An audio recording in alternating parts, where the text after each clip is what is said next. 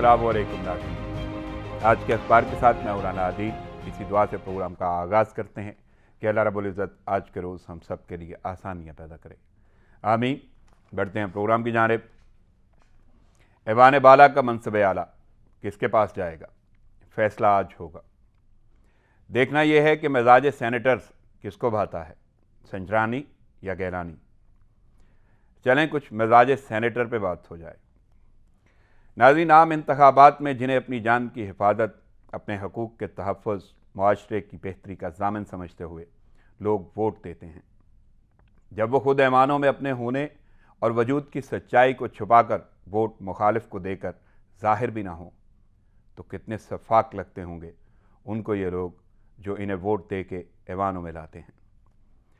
शायद इन्हें अपने देर पा होने के लिए ये करना पड़ता है, या फिर इनकी घुट्टी में सब शामिल है, लेकिन ऐसे लोग सियासत में आम हैं, या ऐसी सियासत ही आम है। फिर इसके बाद उनके जवाज़ों की फहरिस्त से भी अवाम वाकिफ़ होते जा रहे हैं। अलीना इतरत ने कहा था कि ज़िंदा रहने की ये तरकीब निकाली जाए, ज़िंदा रहने की ये तरकीब निकाली जाए, अपने होने की खबर सबसे छुपा ली जाए। जब ज़मीं रेत की मानंद सिरकती देखो, आसमां थाम लो और जान बचा ली जाए। क्यों न सूरज की तमाज़त का भरम रखने को नर्म छाँव में कड़ी धूप मिला ली जाए। लेकिन किया भी क्या जा सकता है, ये सब ऐवानों की रवायत बनती जा रही है और इलेक्शन की हवाएं ऐसे ही रुख अपनाया करती हैं, क्योंकि हवाओं में मशावरत तो होती नहीं बल्कि चिरागों पर काम करना पड़ता है। बकौल नदीम शाद, हवा आदि नहीं है मशवरों की, चिरागों को ही समझाना पड़ेगा। ज़ुबान से तू समझता ही नहीं है, तुझे हाथों से समझाना पड़ेगा। और यहाँ हाथों से समझाना शायद खुद से वोट डालने के मुतरादिफ है। वैसे कभी कभी तो ये सब कौम का मुकद्दर लगता है, यानी जो सोचा जाता है वो होता नहीं, और जो होता है वो कभी सोचा भी नहीं होता। मुज़फ़्फ़र हनफी ने कहा था कि हमारे ख्वाब अपने हैं, नगम की डोर अपनी है, लकीरें तो सुनहरी हैं मगर कमज़ोर हाथों में। हमें तकदीर ने मौजे तलातुम में धकेला है, हमारा आबोदाना लिख दिया है चोर हाथों में। लेकिन मायूसी गुनाह है, इसलिए उम्मीद का दामन कुशादा रखिए। हाज़िर होते हैं एक छोटे से वक्फे के बाद, साथ रहिएगा।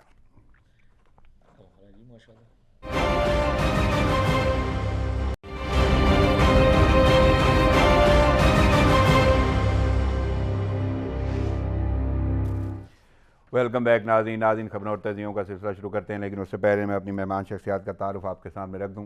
दो शख्सियात मेरे साथ मौजूद हैं प्रोग्राम में, यहाँ पे स्टूडियो में मौजूद हैं। तज़िया कारी में बड़ी महारत हासिल है, हालात हाज़रा पे बड़ी गहरी नज़र रखते हैं। मेरे साथ मौजूद तज़िया कार जनाब अतीकुर रसूल एडवोकेट साहब। अस्सलाम वालेकुम अतीक। वालेकुम अस्सलाम, थैंक यू। नाज़रीन, मैं अपनी दूसरी शख्सियत का तारुफ भी आपके सामने रख दूँ। शोबा सहाफ़त से उनका ताल्लुक़ है, तवील अरसा से इससे मुंसलिक हैं। हालात हाज़रा पे बड़ी गहरी नज़र है, बल्कि बहुत सारे टाइटल उनकी ज़ात के साथ जुड़े हुए हैं। बैनुल-अक़वामी नशरियाती इदारे के शोबा उर्दू के साबिक़ हेड और पाकिस्तानी निजी न्यूज़ चैनल के साबिक़ एग्जीक्यूटिव डायरेक्टर भी रहे, और सीनियर सहाफ़ी और तज़िया कार हैं। वाशिंगटन से मेरे साथ मौजूद हैं जनाब फैज़ रहमान साहब। अस्सलाम वालेकुम फैज़ साहब।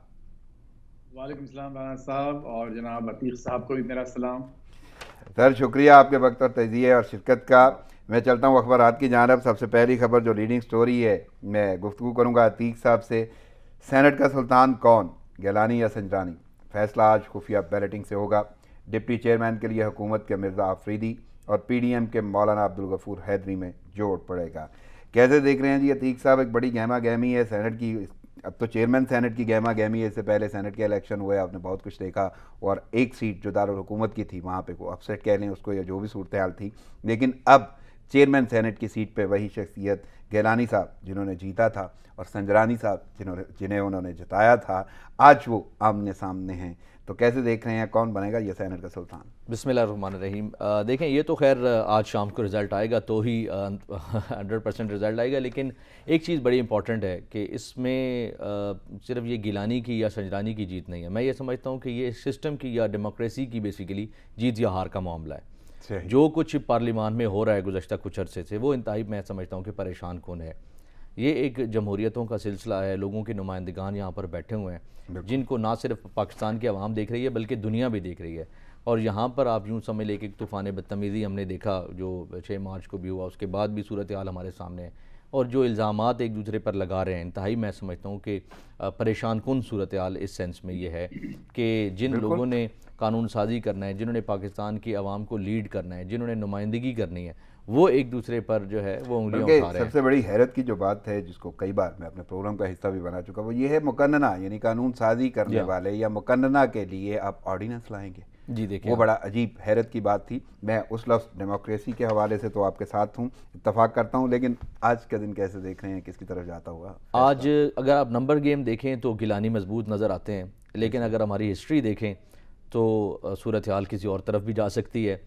سنجرانی کے خلاف جو ایک عدم اعتماد کی تحریک آئی تھی، اس میں وہ آپ کو یاد ہوگا 16 ووٹ لے کر وہ کامیاب بھی ہو گئے تھے، اپوزیشن کی طرف سے ملے تھے، اس وقت معاملات 16 تک کی حد تک تھا، اب تو صرف 4 کا معاملہ ہے۔ تو اسی الیکشن میں جو سینٹ کے ہوئے ہیں اس میں بھی پاور میں تھی، جی جی، تو وہ یوں کہنے تاریخ بدل بھی جی سکتی ہے۔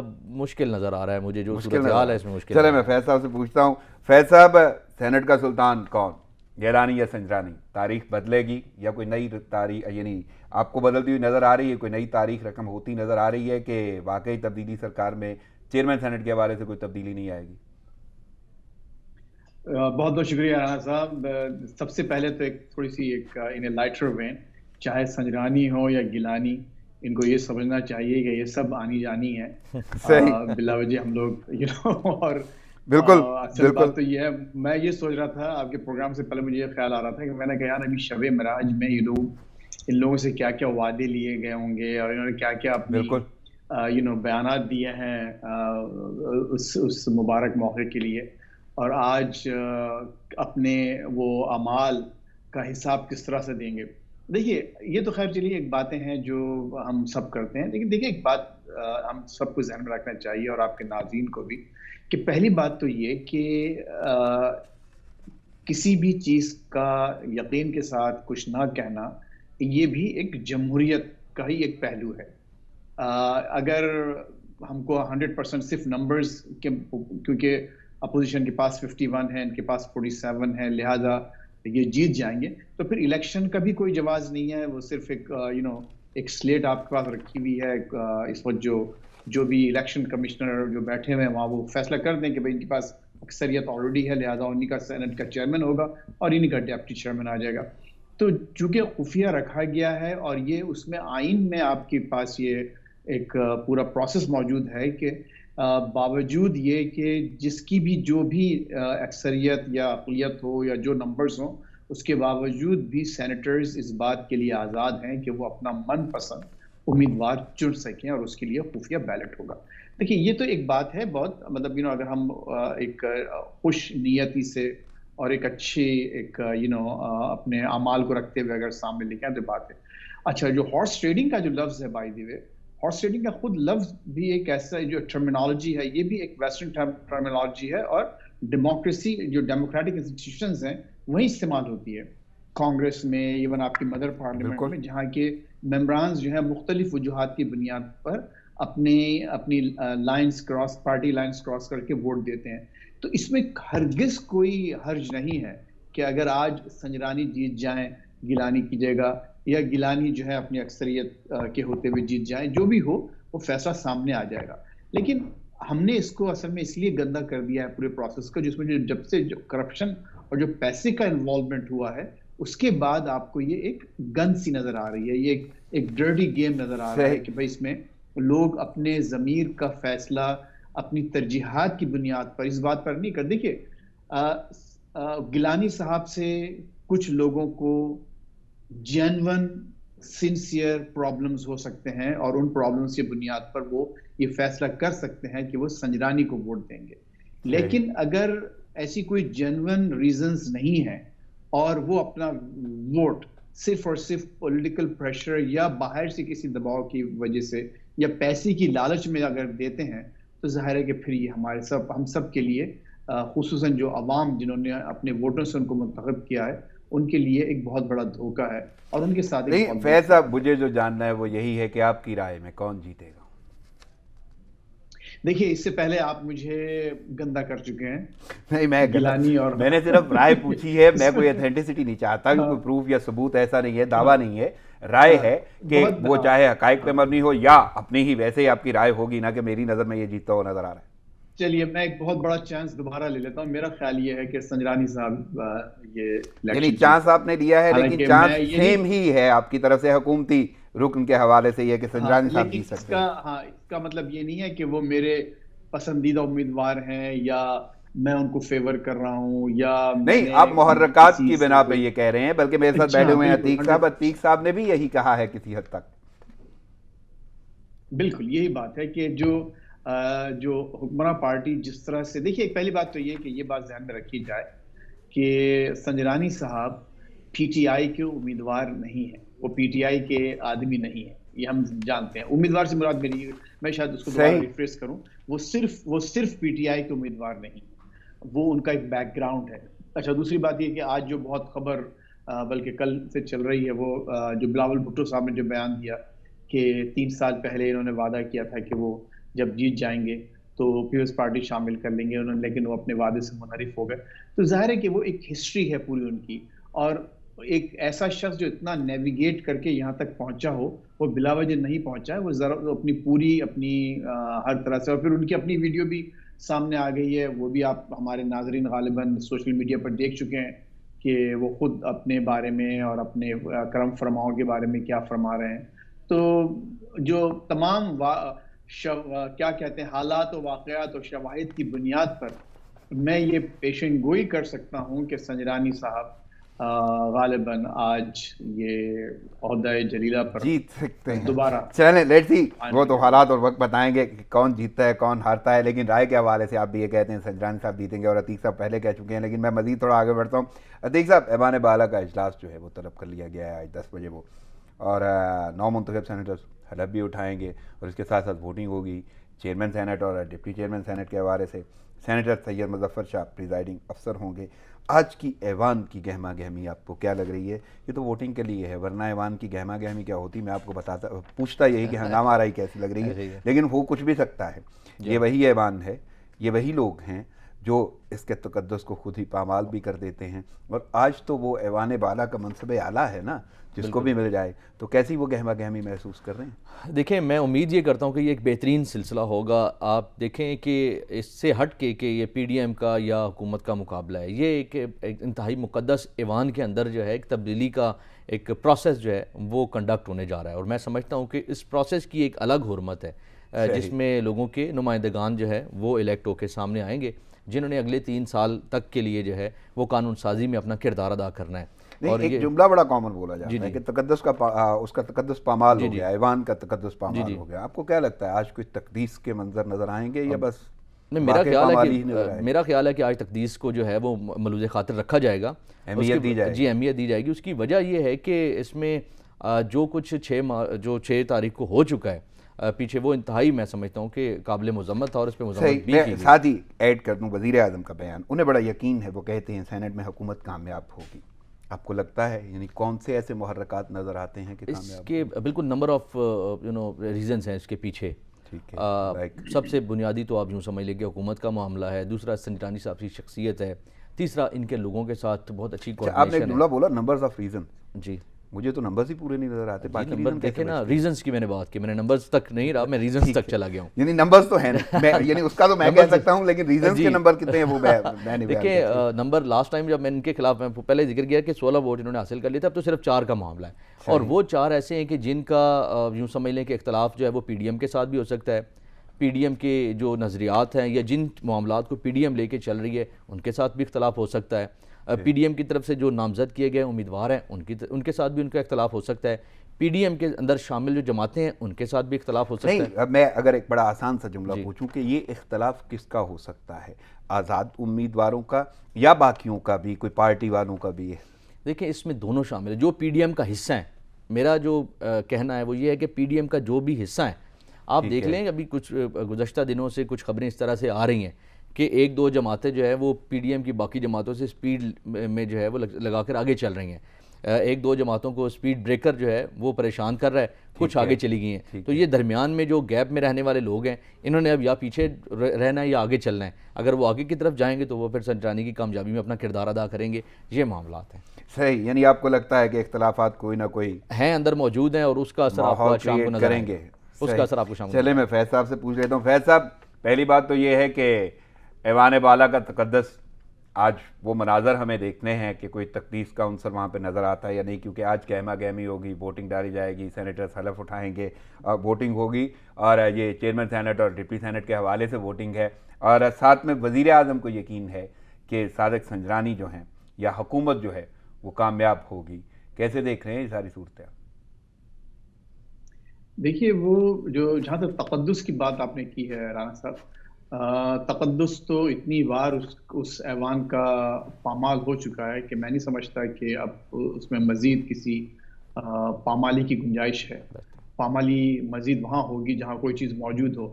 تو وہ تقدس تو کم از کم عوام کی نظر میں, مجھ جیسے کامن مین کی نظر میں پارلیمنٹ کا نہیں رہا جو کہ ہونا چاہیے. اب لوگ ٹھیک ہے, ویسٹرن کنٹریز میں چونکہ ٹریڈیشنز اور روایات اور ایک اس کا جو بیک گراؤنڈ ڈفرینٹ ہے, تو پھر بھی ایک تھوڑی بہت وہاں رسپیکٹ دی جاتی ہے ان ایوانوں کو. لیکن چونکہ پاکستان کا اپنا ایک مخصوص ماحول ہے, ساؤتھ ایشیا میں ہم جانتے ہیں کہ چونکہ ہم ایک طویل عرصے کلونیلزم کا شکار ہوتے ہوئے آئے ہیں, تو ہم ان اداروں کو ہم نے ہمیشہ ایک ویسا نہیں سمجھا جیسے کہ ایک جمہوری ممالک میں, جمہوری معاشروں میں سمجھا جاتا ہے. اور پھر اس پر سونے پہ سہاگا بلکہ مرے پہ سو درے, یہ کہ وہاں پر جو حرکات کی جاتی ہیں اور جو سکنات بھی کی جاتی ہیں, حرکات و سکنات, تو اس کے بعد تو تقدس تو ہے ہی نہیں. تو لہذا اس کی پامالی کا کوئی امکان نہیں ہے. آپ دیکھیے کہ جس طرح سے باقاعدہ گالی گلوچ سے لے کے ہر چیز ہاتھا پائی سب کچھ ہو چکا ہے. اچھا, اب ان کا جو اعتماد ہے ہمارے پرائم منسٹر کا صاحب کا, دیکھیے میں نے اس سے پہلے عرض کیا, اور یہ ایک کھلا راز ہے, اس میں میں کوئی نئی بات نہیں بتا رہا آپ کے ناظرین کو. سب جانتے ہیں کہ سنجرانی صاحب کو پی ٹی آئی نے جو نامنیٹ کیا ہے وہ پی ٹی آئی کے آدمی نہیں ہے. وہ 5 سال تک تو ہمارے گیلانی صاحب کے تحت کام کر چکے ہیں پرائم منسٹر ہاؤس میں ایک سیل کے سربراہ کے طور پر, اور اس سے پہلے جو تھے غالباً کسی اور ان کے ساتھ تھے, غالباً نواز شریف صاحب کے ساتھ بھی رہ چکے ہیں وہ. تو وہ پی ٹی آئی کے آدمی نہیں ہے. ہاں, وہ ایک ایسے ممبر کے طور پر, ایک ایسے سینیٹر کے طور پر, ایک ایسے لیڈر کے طور پر ابھر کر آئے ہیں.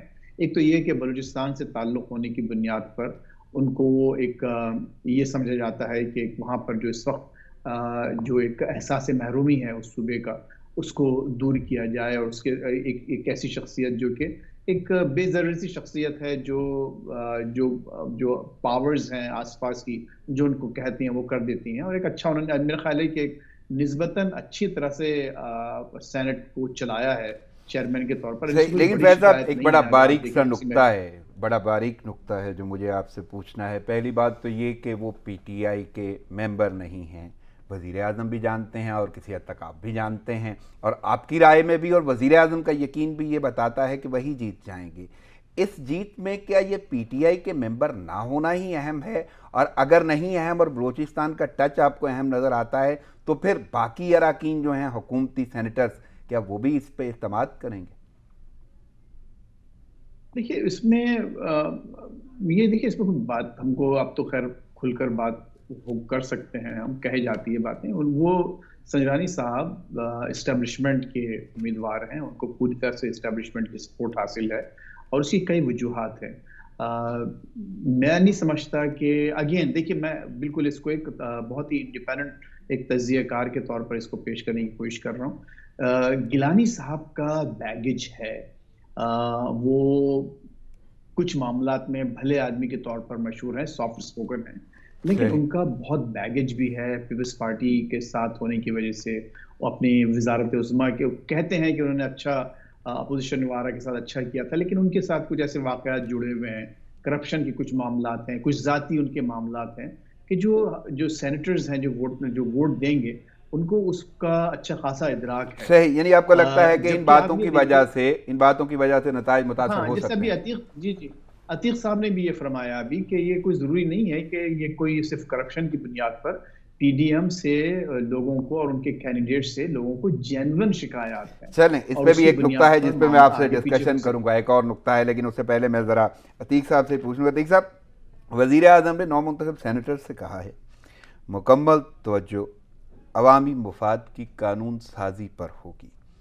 دورانیہ تو اچھا خاصا گزر گیا، قانون سازی بھی کوئی نہیں ہوئی.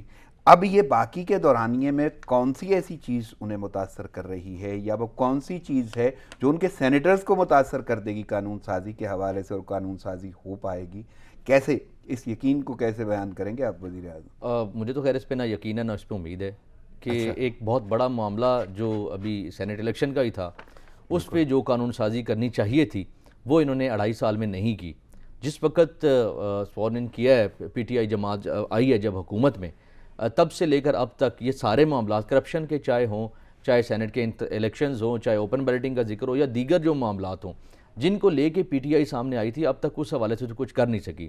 جو قانون سازی ہونی چاہیے تھی اس کو دیکھ لیں کتنے بل پیش ہوئے اور کتنے آرڈیننسز پیش ہوئے، ان کو آپ جو ہے وہ ان کو کمپیریزن کر لیں. پھر آگے 2.5 سال تو اور زیادہ مشکل ہے. جو ان کا ہنی مون پیریڈ تھا اس میں یہ کچھ کر نہیں سکے، اب آگے تو ہر گزرتا دن ان کے لیے پریشانی لا رہا ہے. تو ایسی صورت حال یہ صرف وہی جو کہنے کی باتیں یہ کہنا، اور ان کو جو ہے زمانی طور پہ پیلی دعوے ہیں یا باتیں ہیں، یا شاید اپنے ووٹ بینک کے پوائنٹ آف ویو سے. ووٹ بینک کا بھی اس سے کوئی ڈائریکٹ نہیں. میں سمجھتا ہوں کہ دیکھیں نا، آپ جو ممبر ہیں پارلیمنٹ کے، انہوں نے کتنی ایفرٹس کی ہیں، یا سینیٹرز نے کتنی ایفرٹس کی ہیں. سینٹ کا جو کردار ہے، اس کا جو اصل کام ہے، اس کی جو اصل روح ہے، اس پر کتنے لوگوں نے عمل درآمد کیا ہے، کتنا کام ہوا ہے اس میں. تو یہ صرف کہنے سننے کی باتیں ہیں، اس کے آگے آپ یوں سمجھ لیں کہ پریکٹیکلی کچھ بھی نہیں ہے، نہ آج ہوا ہے نہ مجھے آگے امید ہے. فیض صاحب، آپ کو کیا لگتا ہے؟ وزیر اعظم کہہ رہے ہیں اپنے سینیٹرز کو کہ مکمل توجہ سے عوامی مفاد کی قانون سازی ہوگی کیا؟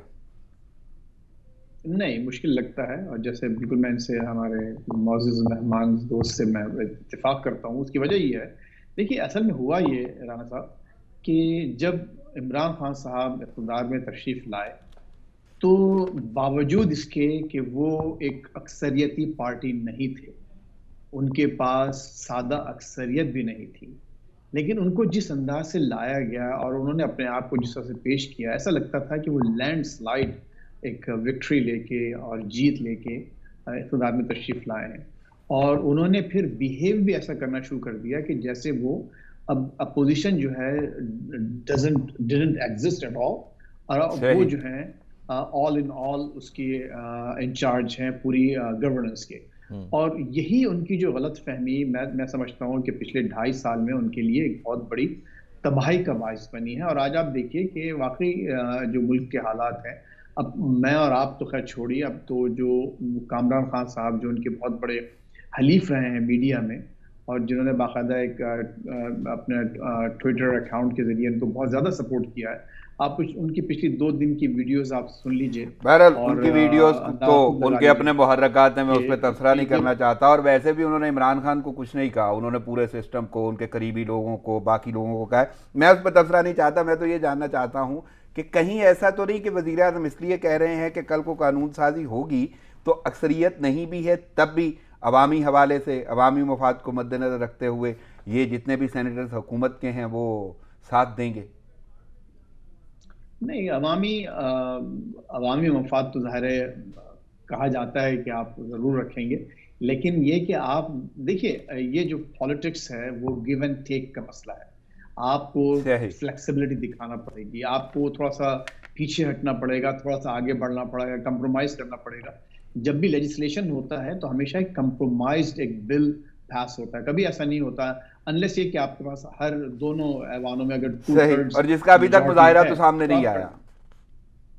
ہاں، اگر آپ اور لچک آپ دکھا نہیں رہے ہیں، آپ ہر معاملے پہ آپ جب موقع میں آگے بڑھتا ہوں. ذرا فیض صاحب میں آتا ہوں، میں عتیق صاحب سے پوچھ لوں. عتیق صاحب، اتحادیوں کا اپنا کردار ہے، یہ چیئرمین سینٹ کا الیکشن ہے، اور سینیٹرز کے حوالے سے بھی اتحادی تو پہلے بھی ساتھ ہی تھے جب سینیٹرز کے الیکشن ہوئے ہیں، لیکن اب MQM پاکستان نے وزن حکومت کے پلڑے میں ڈال دیا. صادق سنجرانی اور مرزا آفریدی کو ووٹ دینے کا ان کا فیصلہ ہے، لیکن جماعت اسلامی نے ویسے ہی جھنڈی دکھا دی ہے ہری، وہ کسی کو بھی ووٹ نہیں ڈالیں گے.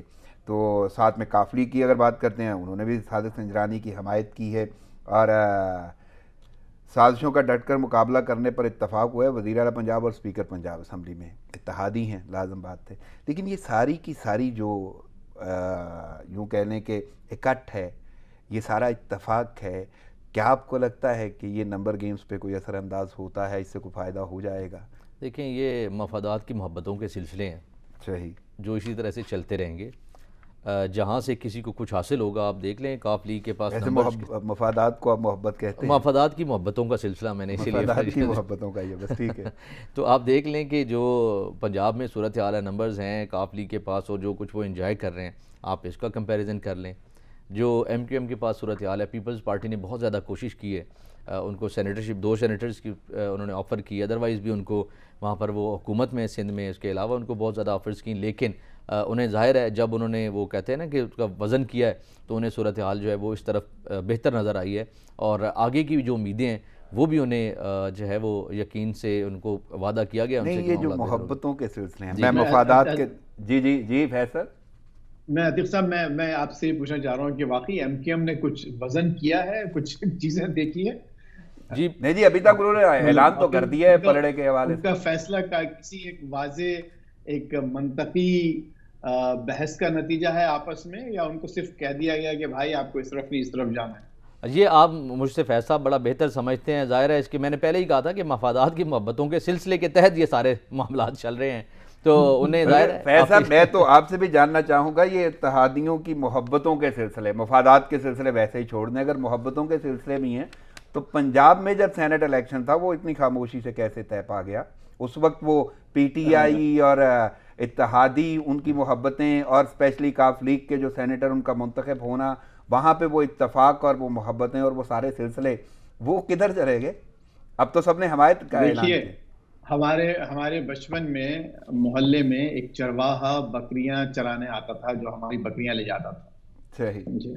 اور اس بھیڑ بکریوں کی، اگین عتیق صاحب کے جملے کو میں بارو کر رہا ہوں، ان بھیڑ بکریوں کے جو محبت کے مفادات کے جو سلسلے تھے وہ تمام کے تمام اس چرواہے پر ڈیپینڈ کرتے تھے جو ان کو بھاگ کے لے جاتا تھا. صحیح. تو بس میں یہی کہنا چاہتا ہوں کہ نہیں آپ بہت کچھ کہیں گے، میں تفصیل میں جانا بھی نہیں چاہتا، مجھے تو بس ان سلسلوں اور محبتوں اور مفادات سے ہی غرض تھی کہ آخر وہ کون سے ہیں.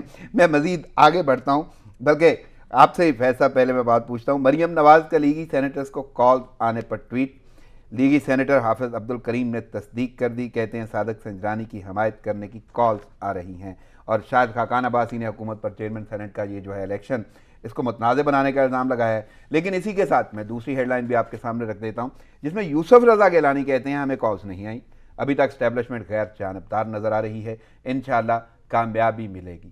پی ڈی ایم کا اپنا ایک اتحاد ہے، یعنی اپوزیشن کا اپنا ایک اتحاد ہے، اور اتحاد کے بیانیے میں اتنا اختلاف ہے، اس کو کیسے دیکھ رہے ہیں؟ دیکھیے یہ بہت واضح فرق رہا ہے شروع سے، جب سے پی ڈی ایم بنی ہے. پیپلز پارٹی نے ہمیشہ اپنے آپ کو مڈل آف دا روڈ رکھا ہے، ایز اے ماڈریٹ پارٹی سامنے آئی ہے، اور تھوڑا آؤٹ ان کی ہسٹری یہی ہے، اور انہوں نے کوئی بھی ایکسٹریم پوزیشن لینے سے اعتراض کیا ہے. It's a good thing. اس کے برخلاف اگر آپ دیکھیں کہ پی ایم ایل این کے پاس جو ان کی وسطی پنجاب میں جو قوت ہے اور پنجاب میں اوور آل جو قوت ہے، اس کی بنیاد پر ان کا جو رویہ ہے بہت زیادہ جارحانہ ہے. میں اگر غلط نہیں ہوں تو انہوں نے جن سینیٹر صاحب نے، مولانا نے الزام لگایا کہ کچھ ذمہ داران نے ان کو کال کی ہیں، انہوں نے کچھ یہ نہیں بتایا کہ وہ کالز آئیں کہاں سے ہیں. دیکھیے کالز میں بھی کر سکتا ہوں، نہیں انہوں نے یہ بتایا کہ میں نام نہیں بتانا چاہتا یا اظہار نہیں کرنا چاہتا. ایون نون لیگ کی جانب سے یہ اظہار خیال آیا ہے کہ ان کا نام نہیں ہم لیں گے، لیکن ہے، اور اگر ان کے پاس پروف ہے ان دا لانگ رن اگر وہ کسی کاروائی میں پڑے. دیکھیے تو پھر اگر کالز آنا تو کوئی بری بات نہیں ہے. کالز آنا تو ظاہر ہے کنونسنگ تو ہوگی نا، اس میں باقاعدہ ایک کیمپیننگ چل رہی ہے، ایک سیکرٹ بیلٹ پہ الیکشن ہو رہا ہے. لیکن اگر آپ سمجھتے ہیں کہ آپ کے پاس کالز آئی ہیں، آپ کے پاس، انہوں نے ریکارڈ تو ضرور بتا دیا اس کا کہ دیکھیے اتنے بج کر اتنے منٹ پر یہ کال آئی، لیکن اگر باقی اگر آپ اتنا کھیل رہے ہیں پھر کھل کے کھیلیں. ان ریکارڈ اگر آپ نے ان کالز کو ریکارڈ کیا ہے تو آپ ان کو سامنے لے کے آئیں. یعنی یہ وقت سے پہلے جان بوجھ کے بھی کوئی پروپیگنڈا کیا جا سکتا ہے. اگر دیکھیں، اگر ایک غیر جانبدار مبصر کے طور پر اگر آپ دیکھیں تو میں صرف اس وجہ سے کہ یہ شاہد خاقان عباسی صاحب کہہ رہے ہیں یا مولانا صاحب یہ بات کہہ رہے ہیں، سینیٹر صاحب، تو میں ان کی بات پر یقین کر لوں تو یہ جو ہے بہرحال ایک بہت بڑی بات ہے. لیکن یہ اس سے زیادہ جو سنگین بات نون لیگ کی طرف سے سامنے آئی ہے وہ مریم نواز کو جو دھمکی دی گئی ہے وہ ایک بہت بڑا سنگین معاملہ ہے. اور انہوں نے یہ کہا کہ نہ صرف یہ کہ ان کو باقاعدہ ہٹانے کی اسمیش کرنے کی دھمکی دی گئی بلکہ ان کو گالیاں بھی دی گئی. لیکن اب یہ اگر جب اس حد تک جا کے اور پھر ان کے والد صاحب نے باقاعدہ ایک بیان دیا اور لوگوں کو باقاعدہ ذمہ داروں کا نام بھی لیا انہوں نے, تو اب یہ چاہیے کہ وہ بھی کھولیں معاملہ, کہ بتائیں کہ بھئی کال کس نے کی. میرے خیال میں وہ معاملہ تو کھلے گا, لیکن میں اگر تھوڑا سا مزید آگے جاؤں تو پھر گیلانی صاحب کے جو جملے ہیں وہ کس سینس میں آپ دیکھتے ہیں کہ نہ تو کوئی کالز آئی ہیں, اور ویسے بھی ان کا یہ کہنا ہے کہ اسٹیبلشمنٹ جو ہے ابھی تک غیر جانبدار ہے. گڈ کاپ بیڈ کاپ کا چل رہا ہے سلسلہ. اور جیسے میں نے اس سے پہلے عرض کیا آپ کو کہ آپ کو ایک باوجود اس کے کہ پی ڈی ایم کا ایک کہنا یہ ہے کہ ان کے درمیان کوئی اختلاف نہیں, یہ واضح طور پر اختلاف کے سامنے ایک طرف آپ یہ کہہ رہے ہیں کہ کوئی کہیں سے کوئی انٹرونشن نہیں ہو رہی ہے, اور دوسری پارٹی جو ایک اور میجر پارٹی ہے اس کی وہ کھل کر الزام لگا رہی ہے. چلے میں ذرا عتیق صاحب سے بھی پوچھ لوں, بلکہ دھمکیاں دی جا رہی ہیں قتل کی. میں عتیق صاحب سے پوچھ لوں. عتیق صاحب, آپ نے حکمران جماعت کے مفادات کی محبتوں کے سلسلے بیان کیے ہیں, میں ذرا اپوزیشن کے اتحاد کے محبتوں کے سلسلوں پہ بات کرنا چاہوں گا کہ اتنا اختلاف. دیکھیں میں نے پروگرام کے پہلے حصے میں کچھ ریزنز کا ذکر کیا تھا, اب اس میں سے ایک ریزن بڑا کھل کے اس پہ ڈسکشن بھی ہو گئی. ایک نے جو ہے وہ مشرق کی طرف اپنا رخ کر رکھا ہے, دوسرے نے مغرب کی طرف کر رکھا ہے. ایک کا کہنا یہ ہے کہ اسٹیبلشمنٹ اس کا حصہ نہیں ہے, دوسرے کا کہنا یہ ہے کہ ان کو سمیش کرنے کی بات کی جا رہی ہے اور ان کو کالز آ رہی ہیں. تو ان دونوں کے بیانیے جو ہے وہ کسی اور سمت میں جا رہے ہیں. پھر ایک اور میں نے بات کی تھی کہ ایک جماعت جو ہے یا چند جماعتیں وہ اسپیڈ بریکر سے پرلی طرف ہیں اور دوسری اسپیڈ بریکر سے ارلی طرف ہیں, معاملات درمیان میں خراب ہیں. تو اب صورتحال جو ہے وہ آپ کو بڑھتی نظر آ رہی ہے. تو یہ میں سمجھتا ہوں کہ جو اس کے اندر کے اختلافات ہیں ان کا بھی نتیجہ جو ہے وہ شام کو آپ کو نظر آ جائے گا. اور پھر اس کے بعد کی جو صورتحال ہے, ایک طرف ایگریشن. میں اگر بڑا اس کو مختصر بھی کر دوں تو آپ کو کیا لگتا ہے کہ یہ جتنے بھی اختلافات ہیں, آپ کو نہیں لگتا چیئرمین سینٹ کا الیکشن جو ہے وہ کتنی اہمیت کا حامل ہوگا پی ڈی ایم کے لیے؟ اور اگر انہی اختلافات کے باعث اس میں کوئی تبدیلی آتی ہے ایسی کہ ان کا کینڈیڈیٹ نہیں جیت پاتا, تو یہ تو اچھا خاصا یہ پی ڈی ایم کے حوالے سے بڑا اپسیٹ نہیں ہو جائے گا؟ جی پی ڈی ایم کے اکثریت ہوتے ہوئے بالکل درست بات ہے, لیکن پی ڈی ایم کے حوالے سے کامیابی کس کو حاصل ہو رہی ہے؟ کون مسلسل جو ہے وہ گین کیا جا رہا ہے مومنٹم, اور کون جو ہے وہ مسلسل کچھ نہ کچھ لوز کیا جا رہا ہے؟ یہ دونوں چیزیں آپ نے دیکھنی ہیں اور پی ڈی ایم کے اندر دیکھنی ہے. کوئی ان کا میوچل یوں سمجھ لے کہ ایسا ایگریمنٹ تو ہے کوئی نہیں کہ ہر صورت اس پر عمل درآمد ہوگا.